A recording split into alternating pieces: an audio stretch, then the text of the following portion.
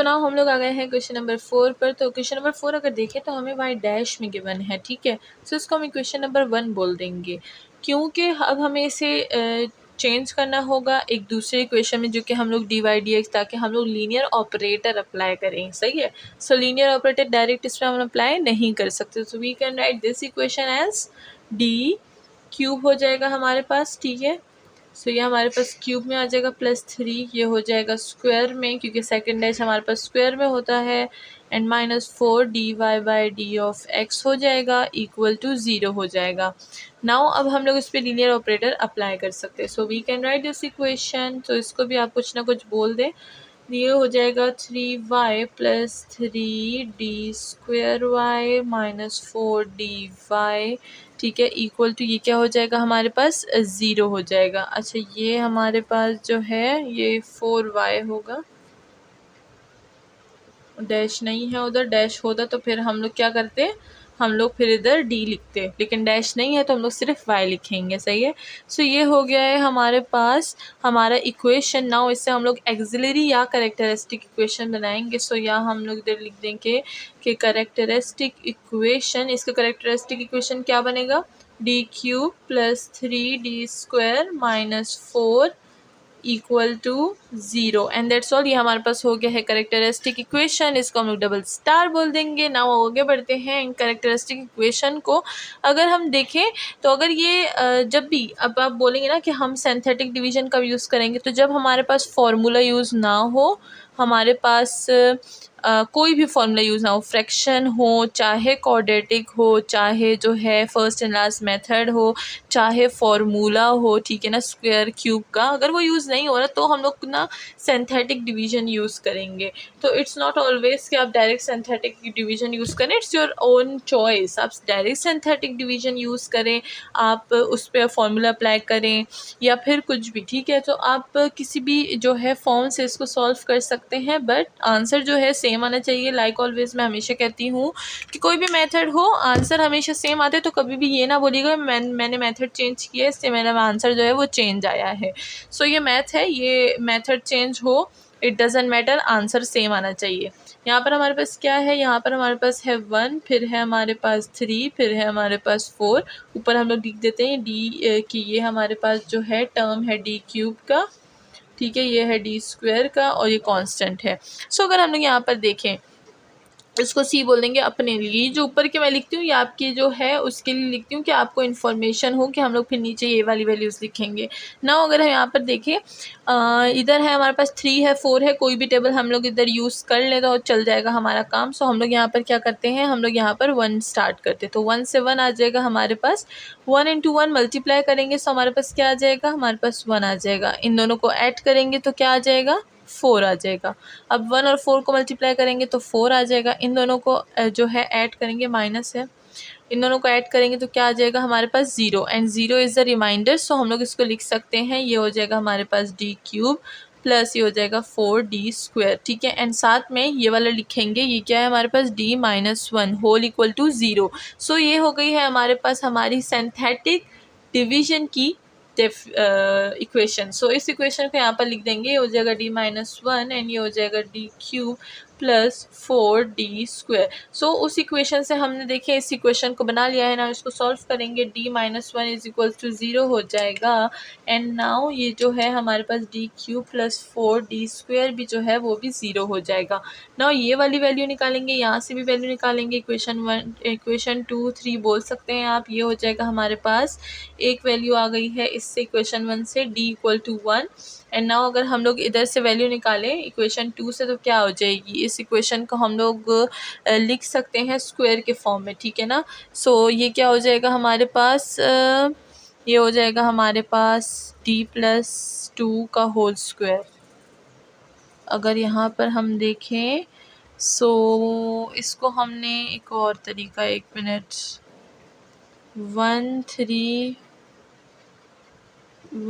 3 0 और 4। अच्छा, यहाँ पर हमने जो है एक चीज़ स्किप कर ली। अब वो चीज़ क्या थी, चलिए यहाँ पर देख लेते हैं। एक तो डी क्यूब था, डी स्क्वायर था, डी को तो हमने मेंशन नहीं किया ना, डी को भी हमने मेंशन करना है। जो हमारे पास यहाँ पर जो पावर नहीं होती उसको भी हम लोग यहाँ पर मेंशन करते हैं। तो इसको अगेन बनाते हैं, इसको यहाँ से अगेन बनाएंगे हम लोग। सही है, ये हो गया डी स्क्वायर, फिर हो गया डी, और फिर हमारे पास कांस्टेंट आएगा। जो हम लोग पावर होगी वो हम लोग अगर यहाँ पर पावर स्किप भी है तो भी यहाँ पर हम लोग पावर स्किप नहीं करेंगे। सही है। So D cube, D square, D and फिर कांस्टेंट। डी हमारे पास ज़ीरो है तो हम उसको ज़ीरो ही मेंशन करेंगे। सही है। एंड फिर सी क्या है, -4 है। अब हम लोग इसकी डिवीजन करते हैं तो अब सही आएगा। ठीक है, तो ये क्या हो जाएगा, 1, अगर हम लोग देखें तो 1 नीचे आ जाएगा, 1 1 ज़ा 1, ये हो जाएगा। इन दोनों को ऐड करेंगे 4 आ जाएगा। 1 और 4 को मल्टीप्लाई करेंगे तो क्या आ जाएगा, 4 आ जाएगा। इन दोनों को ऐड करेंगे तो 4 आ जाएगा। 1 और 4 को मल्टीप्लाई करेंगे तो क्या आ जाएगा, 4। इन दोनों को ऐड करेंगे तो क्या आ जाएगा, 0। सो रिमाइंडर है 0। Now equation will be D cube plus 4d square. And ये देखें हमारे पास अब d भी आ रहा है, हालांकि उधर d नहीं था, अब यहाँ पर d आ रहा है बिकॉज ये सिंप्लीफिकेशन है ना।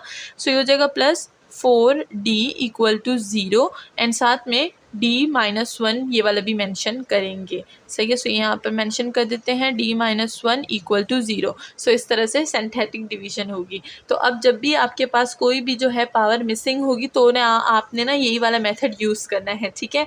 सो नाउ अब देखें, जब भी कोई चीज़ गलत होती है आगे जाके हमें पता चल ही जाता है कि गलत है। मैं यहाँ पर कह रही हूँ इसको कैसे करेंगे, तो हमने वहाँ पर गलती की थी, इससे यहाँ पर भी हमारे पास जो है गलत आ रहा था।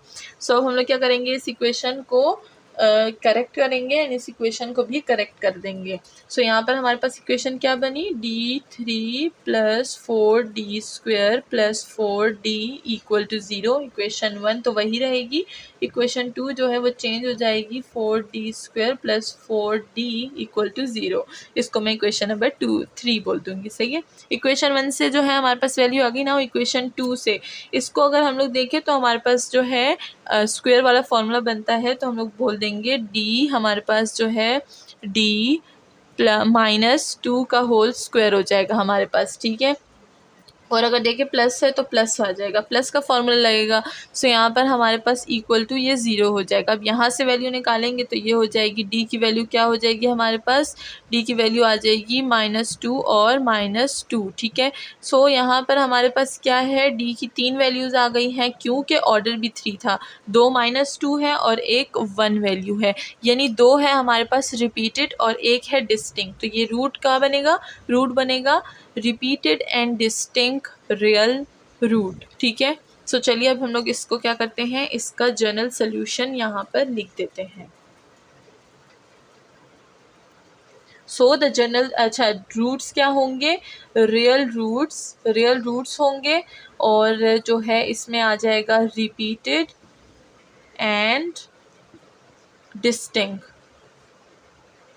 ठीक है। तो रिपीटेड भी है, डिस्टिंक्ट भी है। इसके लिए हम लोग जनरल सोल्यूशन कैसे लिखेंगे, c1e⁻x m हो जाएगा, mx लिख दें, mx प्लस ये हो जाएगा c2 + c3x एंड e की पावर हो जाएगा m1 m2x। तो m1 क्या होगा, m1 होगा 1 और m2 क्या हो जाएगा, m2 होगा -2 तो दोनों सेम है। सो हम लोग m2 को एक ही चीज़ बोल देंगे। जब भी सेम रूट होंगे तो उन दोनों को आपने एक ही चीज़ बोल देना है। ठीक है। नाउ यहाँ पर वैल्यूज पुट कर लेंगे। सो ये हो जाएगा c1e⁻x हो जाएगा, m1 की वैल्यू 1 है, प्लस ये हो जाएगा c2 + c3x एंड e की पावर क्या हो जाएगी हमारे पास -2x। And that's all. ये हो गया हमारा जनरल सोल्यूशन। एंड इसी के साथ हमने क्वेश्चन नंबर जो है 4 भी सॉल्व कर लिया। नाउ चलते हैं क्वेश्चन नंबर 5 की तरफ। सो नाउ हम लोग आ गए हैं क्वेश्चन नंबर 5 पर। सबसे पहले इसको इक्वेशन नंबर हम लोग बोल देंगे 1 एंड नाउ आगे बढ़ते हैं। यहाँ पर अगर हम देखें ऑर्डर 5 है, जब ऑर्डर 5 है हमारे पास तो क्या होगा, हमारे पास रूट भी उतने ही होंगे, 5 = 5।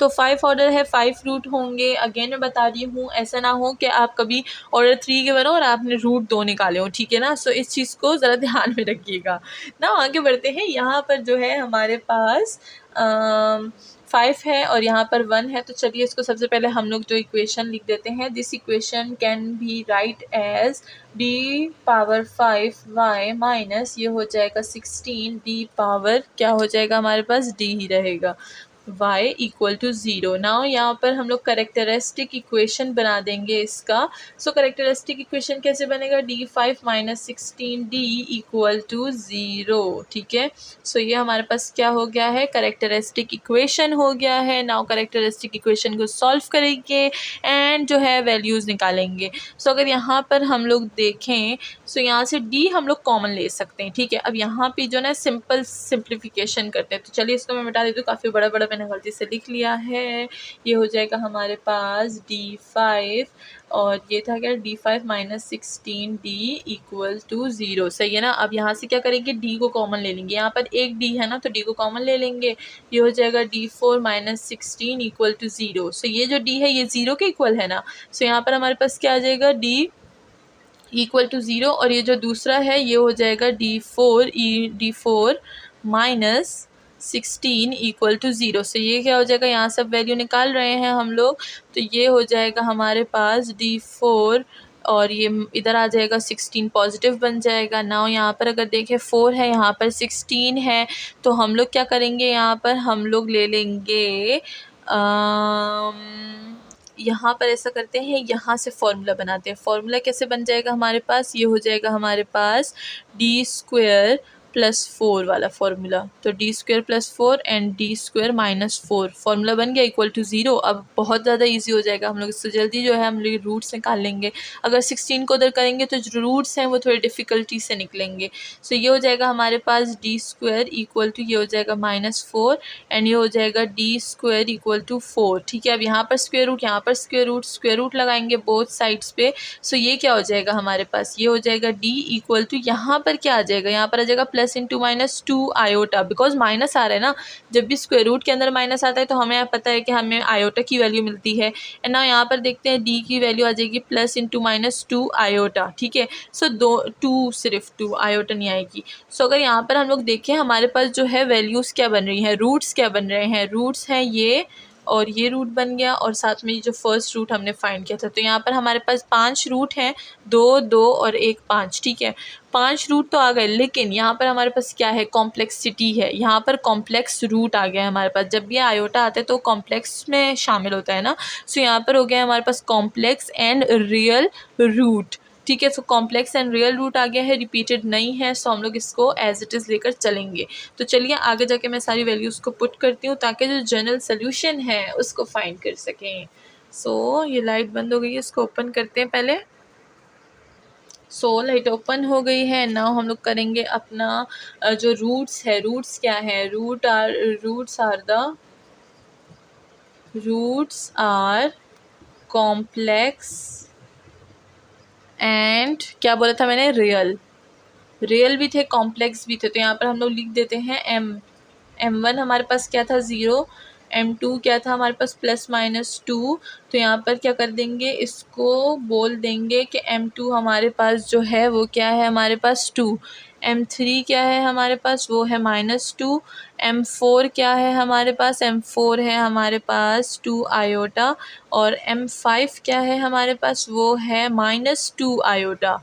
सो यहाँ पर हमारे पास 1 2 3 4 5 रूट्स आ गए हैं। हमने बोला था जितने ऑर्डर होंगे उतने ही रूट आएंगे। सो ऑर्डर 5, रूट्स 5 आ गए। अब हम लोग इसका जनरल सोल्यूशन निकालेंगे।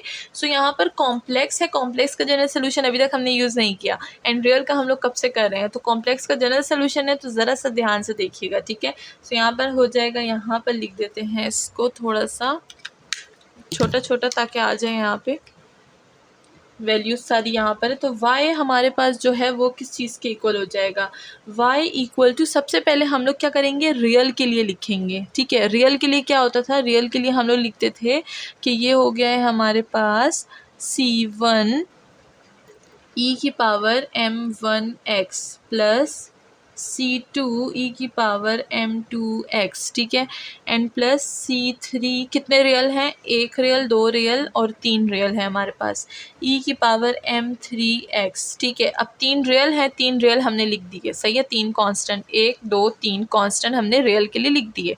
अब हमारे पास बारी आ जाती है किस चीज़ की, अब आ जाती है बारी हमारे पास कॉम्प्लेक्स की। कॉम्प्लेक्स का अगर आपको जनरल सोल्यूशन याद हो, केस 4 था आई थिंक सो, केस 3 था।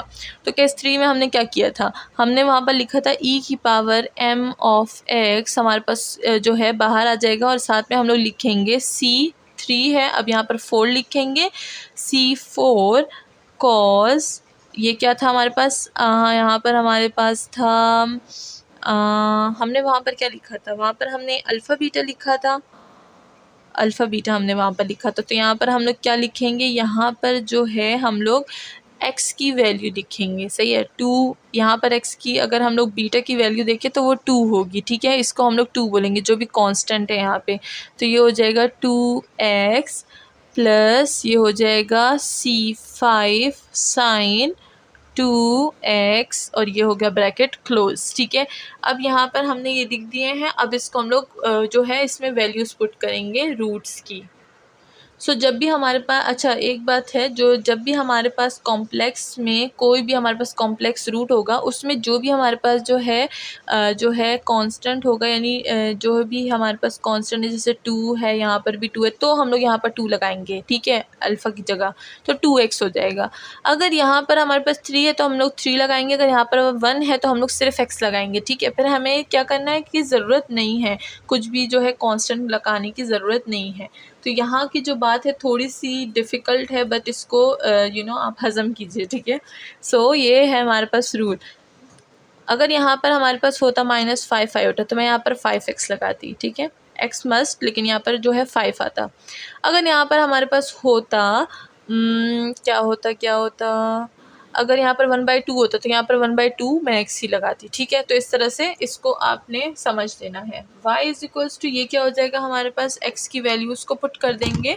सो हमारे पास जो है वैल्यू क्या हो जाएगी, C1 है हमारे पास, mx क्या है, 0 है, e की पावर 0 1, सो यहाँ पर हम बता देंगे e की पावर 0 हमारे पास 1 है, तो C1 एज इट इज़।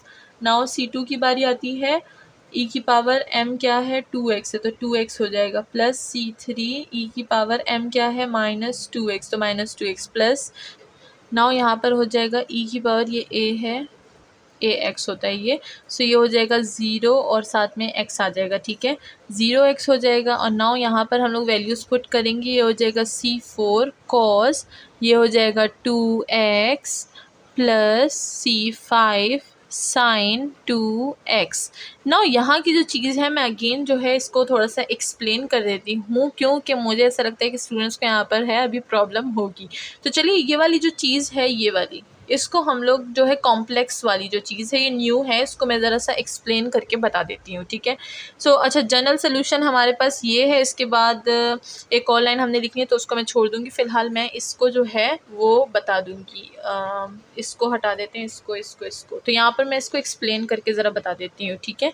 क्योंकि हमने जो है, अगर आपने देखा हो तो केस 3 था हमारे पास, केस 3 में हमने लिखा था D = alpha plus minus beta iota, ठीक है।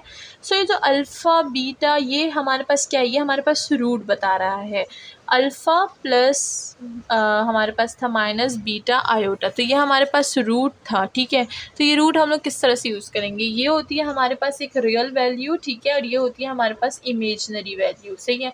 रियल और इमेजनरी का सबको पता होगा, जब आयोटा आता है तो इमेजनरी होती है, जब हमारे पास कोई 1 2 3 होता है वो हमारे पास रियल वैल्यू होती है, ठीक है, रियल एंड इमेजनरी। अब यहाँ पर हमारे पास जो सोल्यूशन है, जो फॉर्मूला है, वो क्या है हमारे पास, e की पावर ax और साथ में है हमारे पास C4 cos, ये होता है हमारे पास, अगर आपको याद हो, बीटा x था हमारे पास, ठीक है, बीटा x था, एक बिना, हाँ, बीटा x था, फिर होता है हमारे पास C(5), ये होता है हमारे पास साइन बीटा ऑफ x हो जाता है, ठीक है। तो ये हमारे पास केस था, अगर आपको याद हो मैंने पीछे आपको इंट्रोडक्शन में लिखवाया था। अब इस केस को ध्यान से देखिए कि हम लोग इसको इम्प्लीमेंट कैसे करते हैं, ठीक है, इम्प्लीमेंट करने की बारी अब आती है। सो यहाँ पर जो a होता है हमारे पास, ये क्या होता है, ये हमारे पास वो रियल नंबर होता है जो हमारे पास रूट में आया होता है। तो अगर आप यहाँ पर देखें, रूट में अगर रियल नंबर है तो हम लोग वो रियल नंबर यहाँ पर लिख लेंगे। लेकिन अगर यहाँ पर देखें हमारा जो रूट है 2 आयोटा है, -2 आयोटा है, यहाँ पर कोई रियल नंबर नहीं है, ये सिर्फ इमेजिनरी नंबर है। सो रियल नंबर हमारे पास क्या हो जाएगा, वो 0x हो जाएगा। सही है, अब 0x है तो देखें मैंने यहाँ पर 0x लिखा था, तो वैसे भी हमें पता है कि e⁻0 1 आता है, तो वो नीचे फिर 1 हो जाएगा। सही है, सो ये हो गया। नाउ इस दूसरे वाले को क्लियर कर देते हैं, ये हो जाएगा C4 cos तो वैसे ही रहेगा। नाउ बीटा और अल्फा x को देखें, बीटा जो है वो हमारे पास होती है रूट से आती है वैल्यू, रूट से आती है वैल्यू। रूट में हमारे पास जो इमेजनरी के साथ जो कांस्टेंट लिखा होता है उसको हम लोग बीटा बोलते हैं। अगर यहाँ पे देखें इमेजनरी के साथ क्या कांस्टेंट है, 2 है, सो हम लोग यहाँ पर 2x तो फिक्स होता है तो x को लगा लेंगे, प्लस यहीं पर भी वही बात हो रही है कि C5 साइन इमेजनरी में हमारे पास कांस्टेंट कौन सा है, 2 है, तो यहाँ पर हम लोग 2x लगा लेंगे एंड दैट्स ऑल। ये हमारे पास एक्सप्लेनेशन, बहुत इजी एक्सप्लेनेशन है इस चीज़ की, कॉम्प्लेक्स वाले की। ठीक है, सो अगर अभी भी किसी को डिफ़िकल्टीज़ आ रही हैं सो वो दोबारा से ये वीडियो देख ले ताकि उनकी जो डिफ़िकल्टी है वो इजी हो जाए, क्योंकि ये मैंने बहुत ही ज़्यादा इजी तरीके से और बहुत एक्सप्लेनेशन से यहाँ पे समझाया है। कोई इतना एक्सप्लेन नहीं करता इस चीज़ को, बिकॉज़ ये वाली जो चीज़ें हैं ये हम लोग छोटे लेवल पर पढ़ चुके होते हैं, लेकिन अक्सर हम भूल जाते हैं क्योंकि काफ़ी टाइम हो जाता है, तो इसलिए मैं दोबारा रिपीट करवा रही हूँ। ठीक है, सो इस चीज़ की एक्सप्लेनेशन जितनी आसान थी वो मैंने यहाँ पर कर दी, होप कि सबको समझ आ गई होगी। नाउ आगे बढ़ते हैं, हमारा जो लास्ट इक्वेशन है जिसमें हमने सारी वैल्यूज़ को पुट कर दिया था उसके साथ आगे चलेंगे। अब आगे हमारे पास जो है बस जो है हमारा आंसर आ जाएगा फाइनल, हमारा सोल्यूशन जर्नल। सो ये हो जाएगा y इज इक्वल्स टू, सबसे पहले C1 था प्लस C2 के साथ हमारे पास क्या आया था, अगर हम लोग अपनी वैल्यू को देखें तो C2 e⁻2x था प्लस C3 e⁻ क्या हो जाएगा हमारे पास, -2x हो जाएगा, एंड प्लस e⁻0 1 था तो यहाँ पर बस 1 ही रहेगा। नाउ दूसरा जो है हमारे पास C4 आ जाएगा जो कि था हमारे पास cos 2x, एंड प्लस फिर आ जाएगा C5 जो कि था sin 2x, and that's all. ये हमारा जनरल सोल्यूशन हो गया है। होप कि कॉम्प्लेक्सिटी आपको समझ आ गई होगी, नाम कॉम्प्लेक्स है और है भी कॉम्प्लेक्स, तो आगे क्वेश्चंस करेंगे तो और क्लियर होगा। तो मिलते हैं नेक्स्ट क्वेश्चन में। नेक्स्ट क्वेश्चन क्या है, क्वेश्चन नंबर 6। तो चलिए चलते हैं क्वेश्चन नंबर 6 की तरफ। सो नाउ हम लोग आ गए हैं क्वेश्चन नंबर 6 की तरफ। होप कि आपको कॉम्प्लेक्स वाली जो चीज़ है वो मैंने जितनी भी एक्सप्लेन की थी आपको समझ आ गई होगी। नाउ आगे बढ़ते हैं, यहाँ पर है हमारे पास third order of linear equation. So हम लोग इसको थर्ड ऑर्डर में सॉल्व करेंगे। तो सबसे पहले क्या कर लेंगे, इसको डी वाई के फॉर्म में ऑफ कोर्स लिख लेंगे।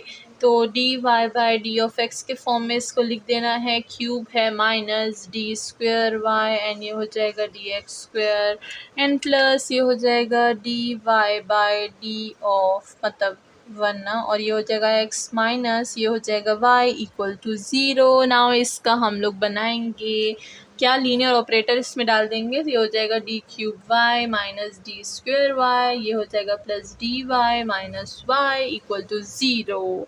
सो हमने इसको इक्वेशन नंबर 1 तो दिया ही नहीं, तो और भी दे देंगे, क्या हो गया इसमें। ठीक है, सो ये दे दिया हमने इसमें इक्वेशन। नाउ ये है हमारे पास इक्वेशन बन गया, इससे हम लोग करेक्टरिस्टिक इक्वेशन बना लेंगे। करेक्टरिस्टिक इक्वेशन भी सबको अब बनाना आता है। होप अब मुझे कमेंट सेक्शन में बताइएगा कि आप में से किस किस को करेक्टरिस्टिक इक्वेशन बनाना आता है, कमेंट में बताइएगा। आई विल वेट, मैं देखूंगी किस किस को जो है मेरे मेथड समझ आते हैं, और इसी से पता चलेगा कि कौन स्टूडेंट है जो ज़्यादा पढ़ता है और टाइम पे पढ़ता है और सही पढ़ता है। ठीक है, किसको मेरी समझ आती है।